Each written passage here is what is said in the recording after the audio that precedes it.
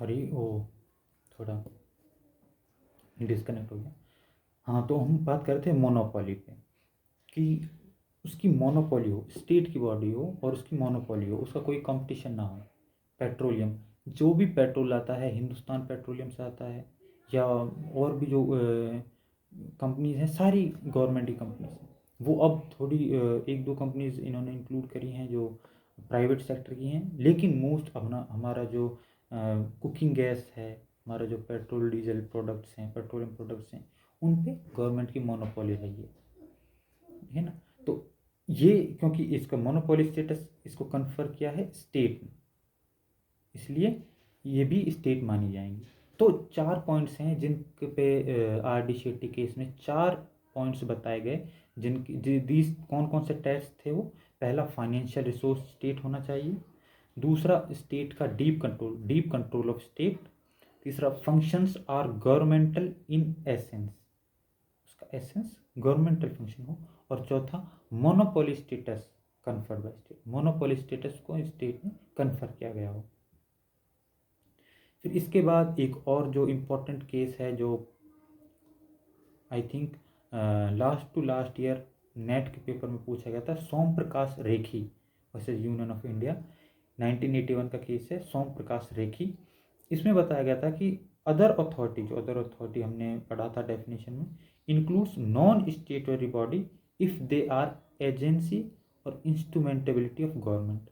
उसमें कहा गया था, जो हमने सुखदेव सिंह का केस पढ़ा था, कि जो भी अथॉरिटी जो कोई कॉन्स्टिट्यूशन या इंस्टीट्यूट बनाता है, सिर्फ वो ही अदर अथॉरिटी है। लेकिन सोम प्रकाश रेखी में सुप्रीम कोर्ट ने कह दिया कि नहीं, ऐसी कोई भी बॉडी, चाहे वो नॉन कोई एक्ट से नहीं बनी हो, वो सिंपली गवर्नमेंट ने बना दी हो, और वो गवर्नमेंट की एजेंसी हो या उसकी इंस्ट्रूमेंटेबिलिटी हो, उसको भी हम मानेंगे स्टेट। ऐसी बहुत सी बॉडीज़ हैं जो किसी एक्ट से नहीं बनी, जो लेजिस्लेटिव एक्ट्स होते हैं जो लेजिस्लेचर में बनते हैं, उन्हें सिर्फ एक एडमिनिस्ट्रेटिव बॉडी या गवर्नमेंट जो है बैठ के बना देती है कि ये भी वर्किंग करेगी, गवर्नमेंट की एजेंसी के तौर पे वर्क करेगी। तो वो स्टेटरी बॉडी नहीं होती, वो किसी इंस्टीट्यूट से नहीं बनी होती। तो वो उसको भी कहा गया कि ये भी स्टेट में होगी। इसके एग्जाम्पल्स के लिए क्या है कि स्टेट अपॉइंटमेंट्स करती है, बहुत सारे अपॉइंटमेंट्स करती है। वो अपने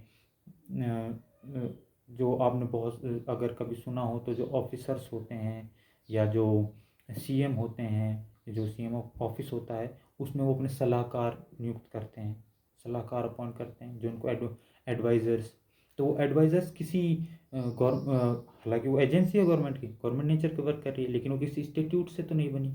वो सीएम ने कहा कि मुझे ज़रूरत है 2-3 मेरे सलाहकार मेरे पास हों, तो उन्होंने वो अपॉइंट कर दी। अब वो गवर्नमेंट के एजेंट तो हो गए, लेकिन वो स्टेटरी बॉडी तो नहीं हुए। अब उनके वर्किंग्स स्टेट एम्बिट में आएंगे कि नहीं आएंगे, वो बताया सोम प्रकाश रेखी में कि हाँ, वो भी स्टेट की डेफिनेशन के तहत आएंगे। फिर इसके बाद सबसे इम्पोर्टेंट जो क्वेश्चन आता है, जो बहुत डिबेटेबल रहा है, कि जो जुडिशरी है, जुडिशरी स्टेट के एम्बिट में आती है कि नहीं आती। पहले इस पर काफ़ी डिस्प्यूट रहा, काफ़ी डिबेट्स रहे कि नहीं, जुडिशरी इसमें इंक्लूडेड नहीं होगी, जुडिशरी को इसमें इंक्लूड नहीं करना चाहिए। लेकिन इसके बाद एक बहुत ही इंपॉर्टेंट केस आया, A R Antulay versus R S Nayak. Antulay साहब उस टाइम महाराष्ट्र के सीएम थे, A R Antulay versus R S Nayak का केस आया 1988 में। इसमें सुप्रीम कोर्ट ने क्लियर कट कर दिया कि judiciary included in state, judiciary state का पार्ट है, ठीक है। तो judiciary is also under the ambit of state, state के मातहत है जुडिशरी, जुडिशरी स्टेट की डेफिनेशन के मातहत है। ये कहा गया A R Antulay versus R S नायक।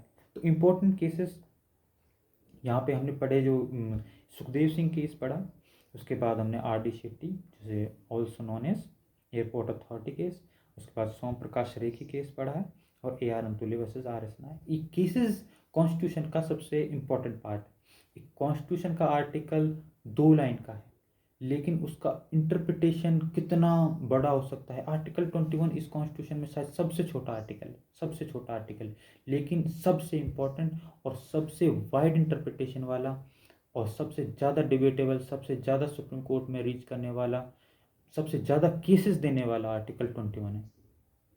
सबसे ज़्यादा इम्पोर्टेंट जिसे कहा जाता है वो आर्टिकल 21 है। बहुत सारे राइटर्स ने, बहुत सारे ज्यूरिस्ट ने आर्टिकल 21 को हार्ट ऑफ इंडियन कॉन्स्टिट्यूशन कहा है, जबकि वो सिर्फ 2 लाइन का है। बहुत बड़े बड़े आर्टिकल्स हैं इसमें, वो सिर्फ 2 लाइन्स का है, लेकिन वो सबसे इम्पोर्टेंट आर्टिकल है। वो इसीलिए है क्योंकि इंटरप्रिटेशन, और इंटरप्रिटेशन केसेस के थ्रू दिया होता है। तो कॉन्स्टिट्यूशन में चाहे बहुत सारे लॉज, हम आप लॉ कर रहे हैं तो पढ़ोगे, यहाँ पे बहुत सारे केसेस आएंगे, लेकिन केसेस की इम्पोर्टेंस जो कॉन्स्टिट्यूशनल लॉ में है और जो इंडियन पीनल कोड है, आईपीसी है, उसमें है, वो शायद ही और किसी एक्ट में या किसी लॉ में हो।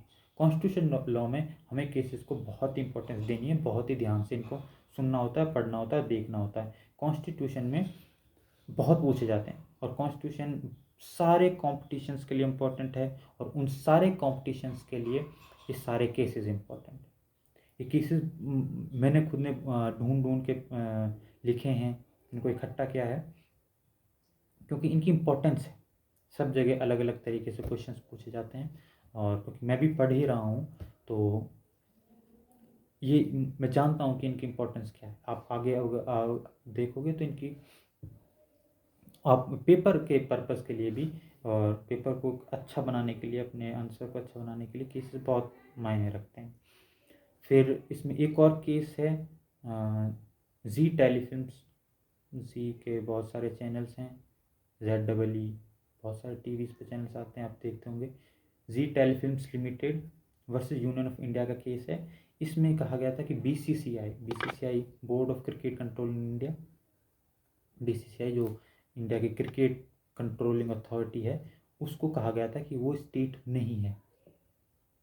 मतलब बीसीसीआई होनी चाहिए थी, लेकिन इस केस में कहा कि बीसीसीआई RD-SETI के किसी भी टेस्ट के एम्बिट में नहीं आती है, वो किसी भी एम्बिट में नहीं आती है, तो इसलिए वो स्टेट नहीं।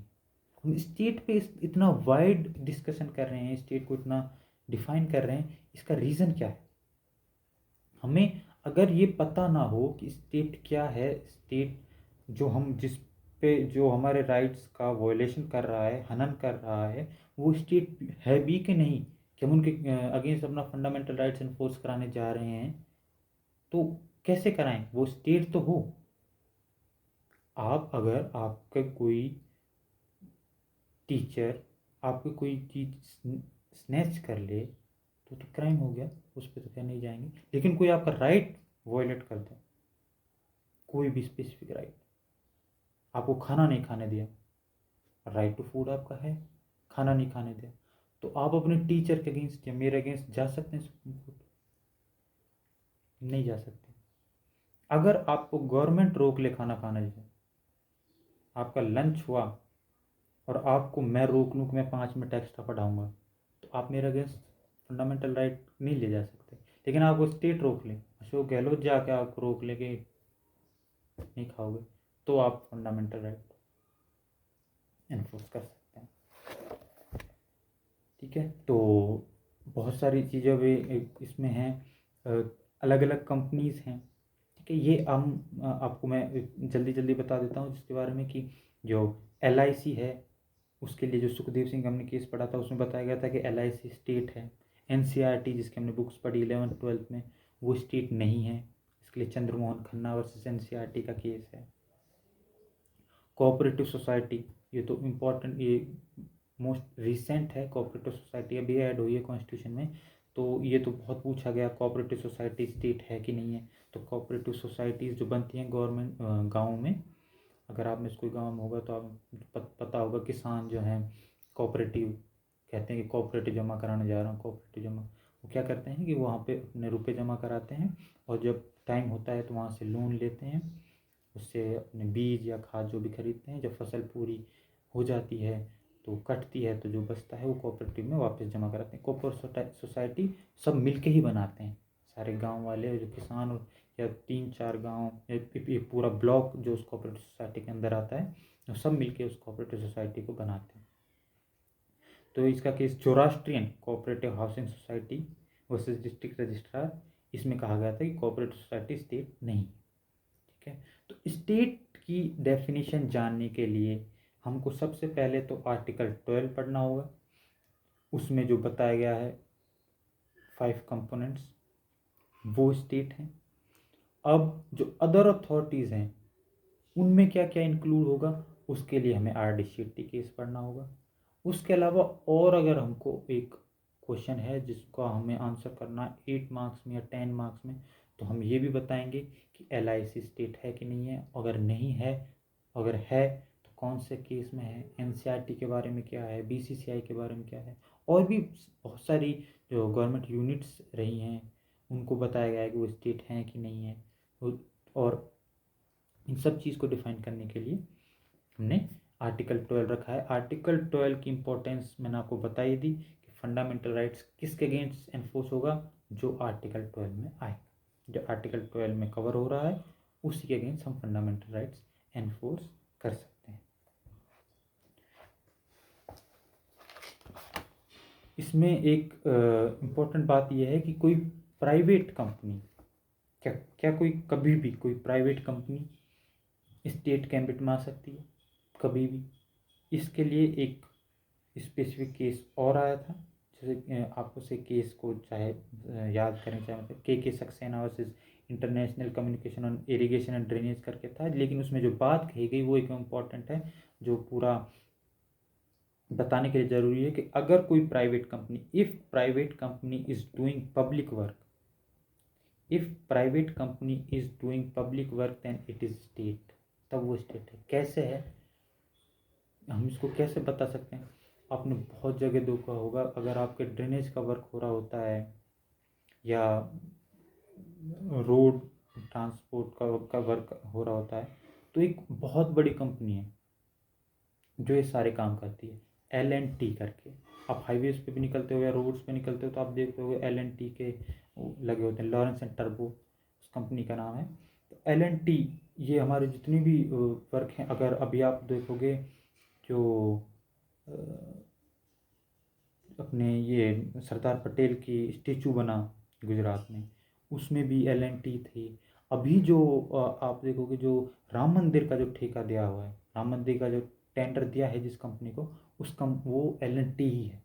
L&T कंपनी को उसको बनाने का पूरा टेंडर पास हुआ है।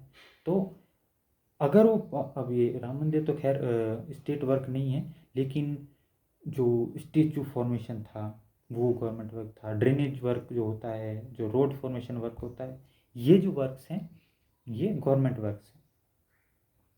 तो उस वक्त L&T क्या हो जाएगी, स्टेट हो जाएगी। तो private company is doing a public work is state. ठीक है, ये प्राइवेट कंपनी के लिए भी हमने बता दिया कि इसको बताने के लिए ये होता है। तो स्टेट की डेफिनेशन यहाँ पे हमारे बिल्कुल क्लियर है कि स्टेट में क्या क्या होता है। आपने रिट के बारे में सुना हो, कभी शायद नहीं सुना होगा क्योंकि आप नए हैं। रिट जुरिडिक्शन हम पढ़ेंगे आगे फर्दर कॉन्स्टिट्यूशन में, आर्टिकल 32 और 226 उसका कंपैरिजन भी हम पढ़ेंगे। तो वो जो रिट्स जो लगती हैं, रिट्स बेसिकली क्या होती हैं, एनफोर्स राइट्स, अपने फंडामेंटल राइट्स को एनफोर्स करने का एक तरीका होता है। सुप्रीम कोर्ट में अगर आप जा रहे हो एनफोर्स करने के लिए तो रिट लगाते हैं। वो रिट भी सिर्फ स्टेट के अगेंस्ट लग सकती हैं सुप्रीम कोर्ट में। स्टेट का जब जो हाई कोर्ट्स में जब हम पढ़ेंगे आर्टिकल 226 में, वो एक अलग है। सुप्रीम कोर्ट में अगर हम रिट लगाने जा रहे हैं तो सिर्फ फंडामेंटल राइट्स के केसेस में लगा सकते हैं। सिर्फ फंडामेंटल राइट्स केस में रिट लगेगी और सिर्फ स्टेट के अगेंस्ट लगेगी, ये भी एक बात है। ठीक है, तो यहाँ पे हमारा आर्टिकल 12 जो है, जो स्टेट की डेफिनेशन है वो कंप्लीट होती है। उसके बारे में हम जितना भी है और थोड़ा थोड़ा डिस्कस करते रहेंगे इन फर्दर क्लासेस।